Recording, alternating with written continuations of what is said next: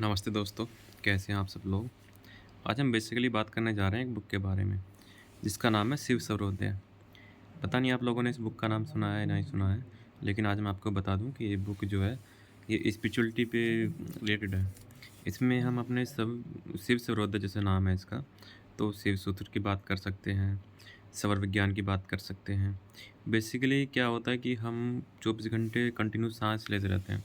हमारी पूरी लाइफ जब तक हमारा साँस चल रहा है तब तक ही हम लोग ज़िंदा हैं और साँस गया तो हम लोग भी गए। तो हम पूरी लाइफ साँस ले रहे हैं, तो साँस जो लेने का हमारा प्रोसेस है, उसमें हमारी इड़ा, पिंगला और सुषुम्ना 3 नाड़ियों के बारे में ज़िक्र आता है। तो शिव सर्वोदय में इसी के बारे में विस्तार से बताया गया है। आप जब इस बुक को पढ़ोगे तो आपको पता चलेगा कि इड़ा, पिंगला, सुषुम्ना जिसको शिव नाड़ी बोलते हैं या पार्वती नाड़ी बोलते हैं, तो इसके डिफरेंट टाइम पर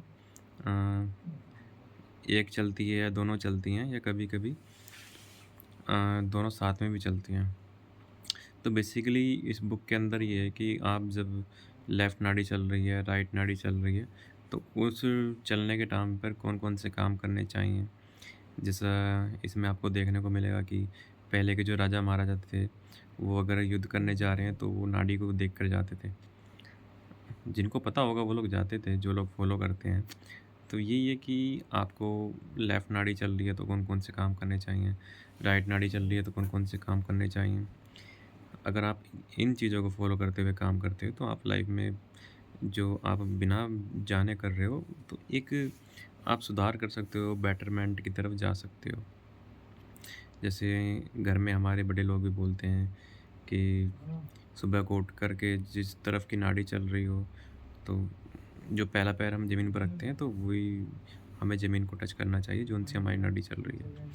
और घर से निकल रहे हैं, तो जब हम चौखट किसी के घर में जा रहे हैं, तो जब शादियाँ होती हैं हमारे घर में, तो जो हम लोग शादी के बाद में घर में नई बहू आती है, तो हम जो घर प्रवेश कराते हैं, तो वो बोलते हैं कि अपना दाहिना पैर आगे रखो।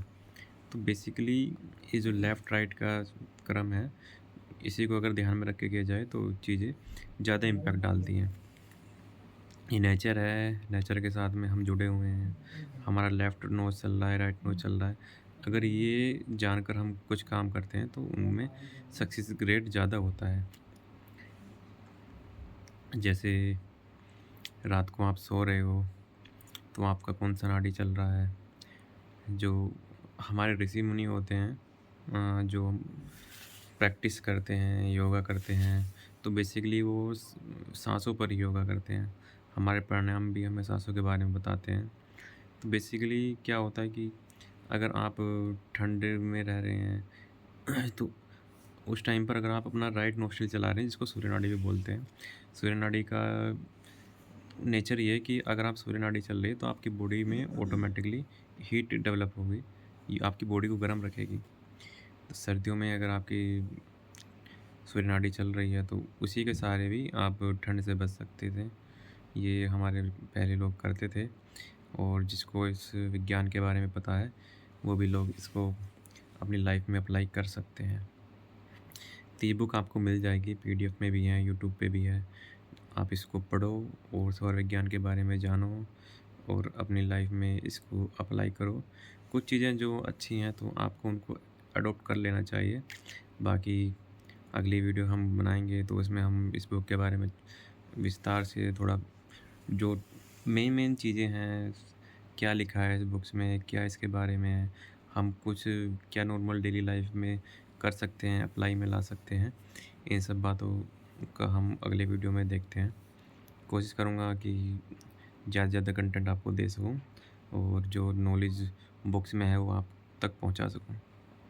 सभी अपना ध्यान रखें। सभी लोगों को राम राम।